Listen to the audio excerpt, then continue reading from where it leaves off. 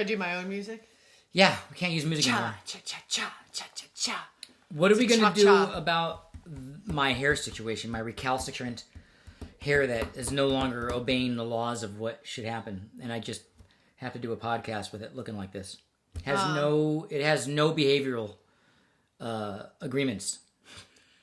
We have to have like a MOURN morning session about your hair. A mourning session? You know where people mourn? They mourn my hair? Uh-huh. Well, that makes me feel sad about it, like it's not there, but it's there.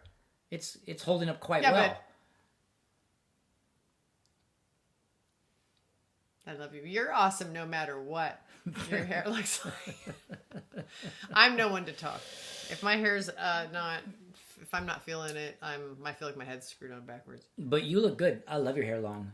Thank you. It's been more and more beautiful. I love it that it's been getting longer and longer. It was really, and I had Sheila trim it up a little bit yesterday. Looks great.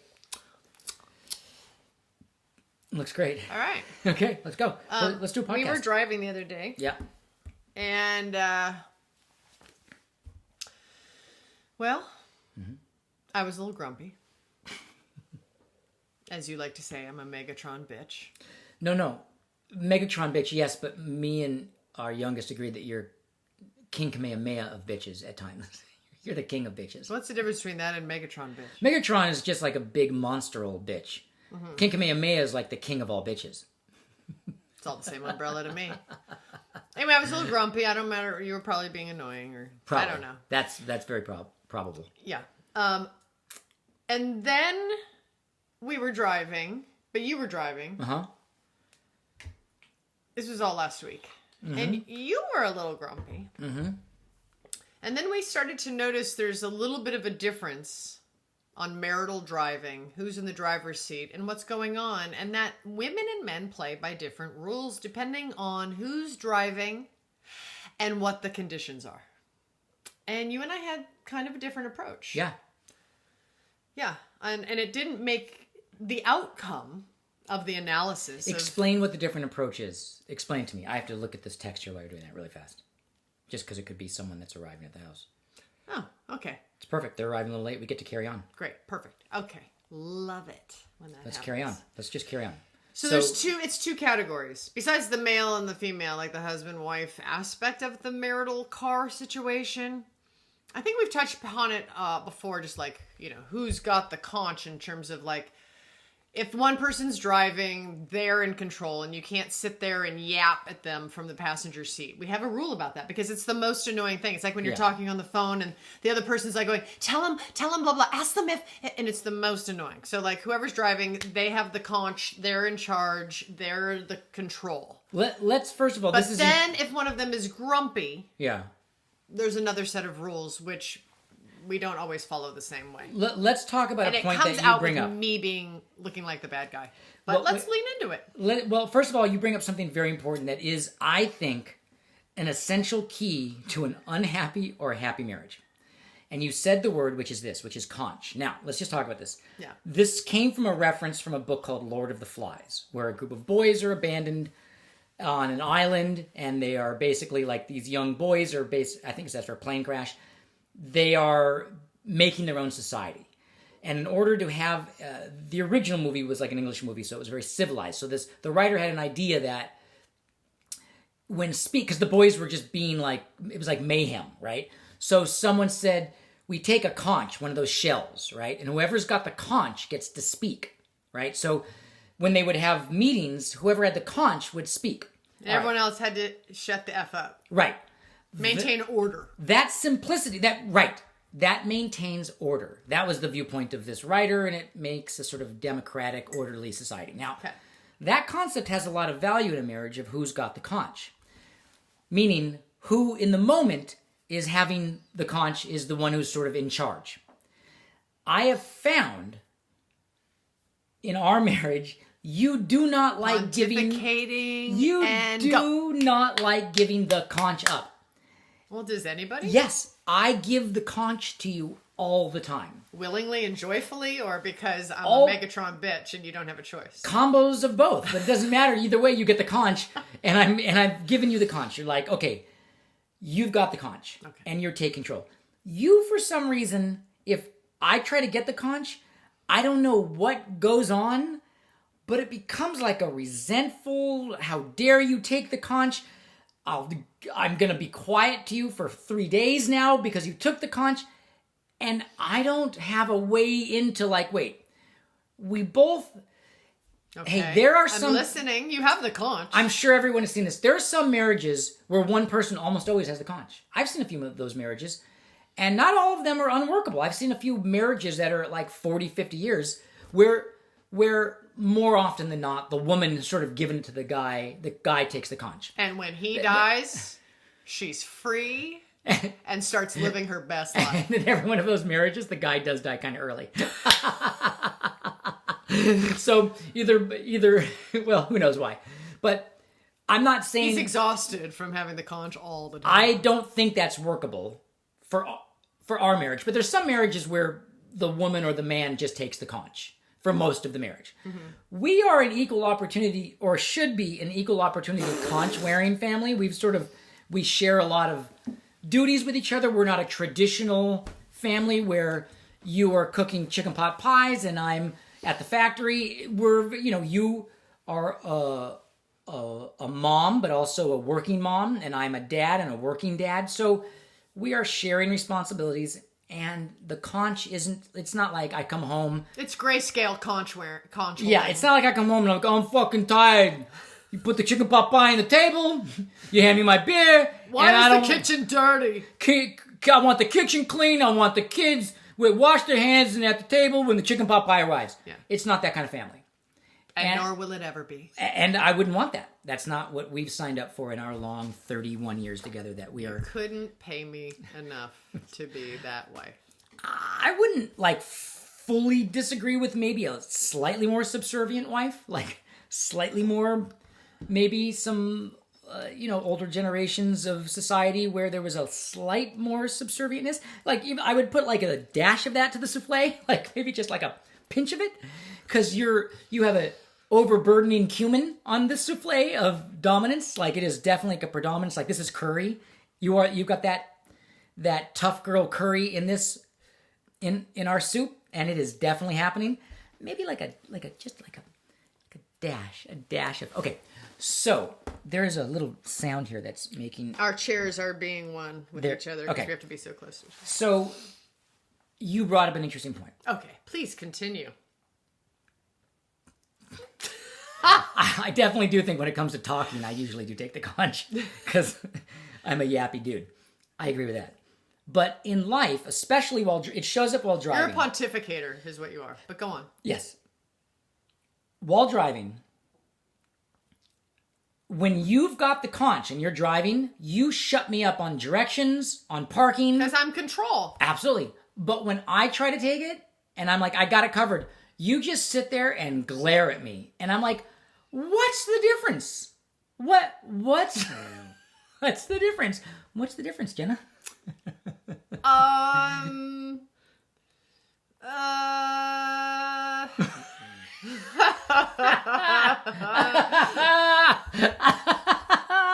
Yes. Well, we have a full lockup going on right now. It's like a complete, the gears are.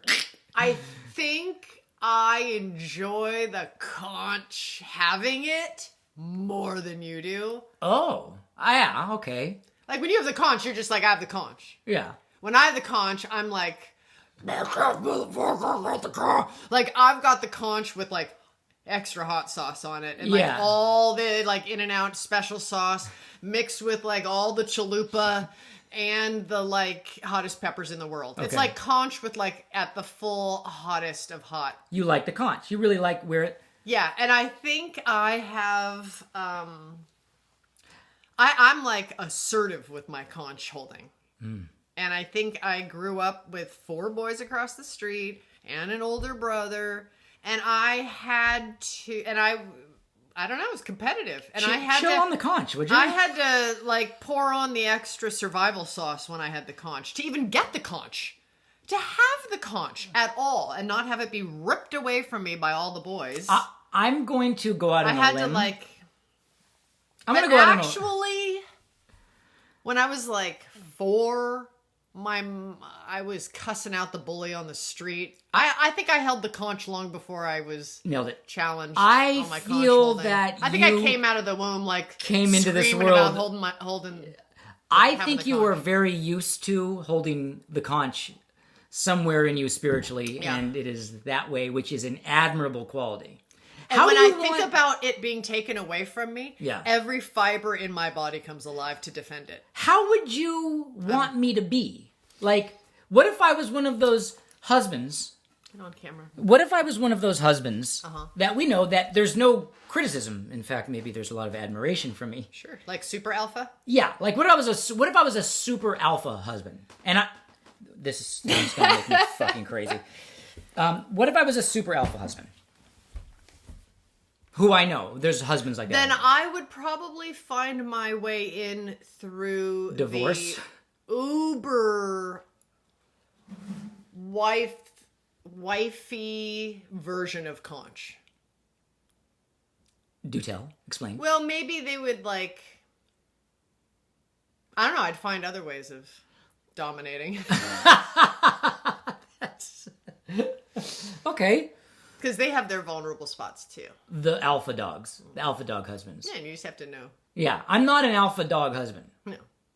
I'm not. I'm very cool with letting you wear the conch most of the time. Yeah, you are.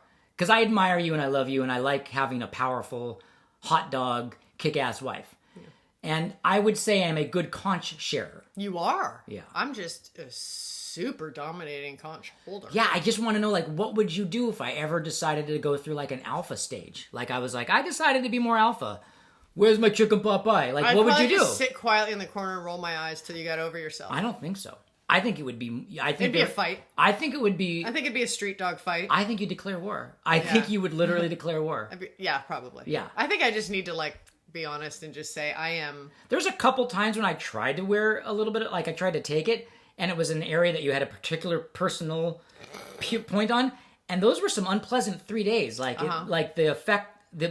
What you picked the wrong subjects. Agreed. And we're not going to talk about I'm that just one right now. Probably... There's a couple of subjects that were maybe for a future podcast when it's just me with not you, by myself, that I'll bring up because I don't think I could take the heat. Oh, that's all right. It got very hot. But what would you do if I don't know what I would do. Because I know what I would do if you became more like... Can I get more? I mean, that's pretty bad. I'm pretty... We have a cat. I'm tiger. I don't know. I can't not be. I don't know how to not be. Okay. Because I feel like there's so many pressures and craziness in this world that you have to be tiger. Yes. And especially as a girl in my industry. But that doesn't go to the relationships. I know, but it's just in me. I don't know. It's not industry because even when I was a kid, I'm telling you, I was on the street and I was chewing out the bully. I love that about you. He was like 4 years older than me, and my mom ripped me inside the house and put ivory soap in my mouth because I was using foul language. I love that about you. Clearly, it didn't work to wash my mouth out with soap. But I'm the husband. I know. And sometimes need to wear... Yeah, you have to shift the persona around a little bit to fit the situation. I sometimes have to have the conch a little bit. I know. Well, I know, but at this point, if I do that, wouldn't it feel like just I'm conceding and patronizing to like... Wouldn't it? Or would it be like... Yeah. And I also wouldn't know what to do with it. I'd be like, what do I do with the conch? It's so awkward. Do I hold it to my mouth? Do you talk into the conch? I wouldn't know what to do with it. I don't know. I honestly... I really... It's something I probably need to practice. Just finding the grace of being free of the cold. I always wonder what it would be like if you had like an alpha husband and I had sort of a more subservient... Like, I was wondering, what if I had a subservient wife? What would I do? Like, I mean, there'd be a lot more sex. You'd be a lot more sex. There'd be food presented for you. Yeah. You'd get laid more often. You wouldn't be like... You wouldn't be like every point of view you express, you wouldn't be challenged with You're really laying out a good argument. Another thought to look at. I don't know. Maybe you should just get yourself a non-conch holding wife. You're making a good argument for it, I have to say, other than the fact that I just love you with every fiber of my heart. You're my best friend. Because you're my best friend. You're my bestest. But, But what would I do if I had like a full alpha, uber alpha husband? I think about that all the time. I think, what would she do if I just decided to be I'd probably just have him teach me to like fight, and I just have him take his alpha and have him teach me to be more. Teach me what you know, Sensei Alpha. I don't know. Maybe we work so well because I'm cool with letting you wear the conch, hold the conch, and you like it because you've got a husband that's like letting you keep the conch and not giving you a hard time about it. But you are so powerful. Like, you are powerful in ways the big old alpha guys are complete moronic idiots. How so? I think that you have an observation of the greatness of women. Mm-hmm. And you let that greatness be powerful. I love women. And I don't find a lot of alpha dudes even sensing the they power and beauty of what a woman has to offer. They lose all of that. Yeah, you are outstanding. Their alpha cuts off all the beauty and power that women naturally have. That I think would make the more power you give women, the more conch you give to women, the better the world gets. Yeah, and alphas sort of.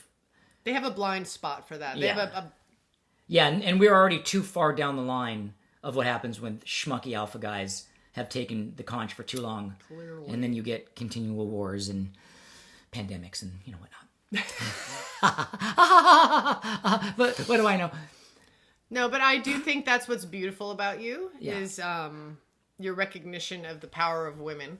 Because you always work great with women. You always... Oh, yeah. You have a special ability to see a woman's power and contribute to making that power even more safe, protected, and able to express itself. It's like my favorite Not thing just in the world. with me. Yeah. With every woman that comes into our life, you know how to just let it shine. Yeah. And how to...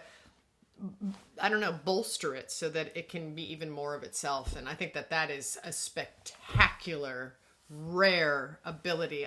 Sorry I bonked the camera right when I said that. It's a spectacular, rare ability that you have that I honestly have never seen in any other guy. And I think Story has that too. Our oldest. Mm-hmm. Yeah. He's very gentle and graceful, and when it comes to women, he's very respectful and And then our youngest has the conch, never lets go of the conch. No. Decided he'll whap you upside the head with the conch. He'll knock you unconscious with the conch. He's like a cat. He's like our 5-month-old cat. Like, just swag and like, He's a pirate. He's storming the towns. But then he'll be sleeping and he'll wake up and go, "I love you, Mama." Yeah, you get those little sleepy moments with him. And I just take it for all it's worth. I'm like, yep. I love you too. Yep.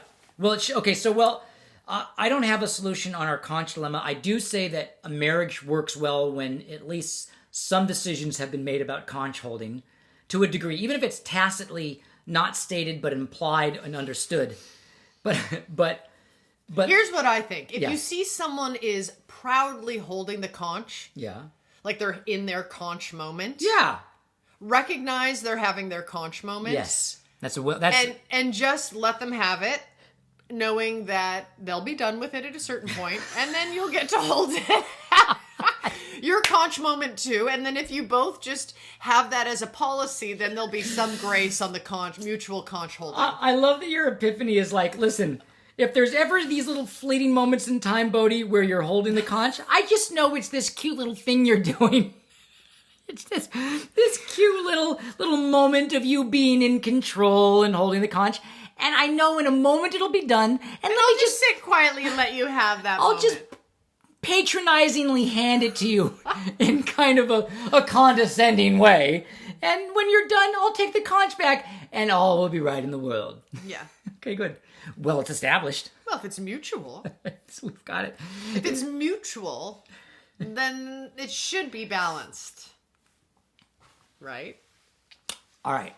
Well, conch or not, I love you. I love you. I love you too. Yeah. All right. Take the conch. I already have it.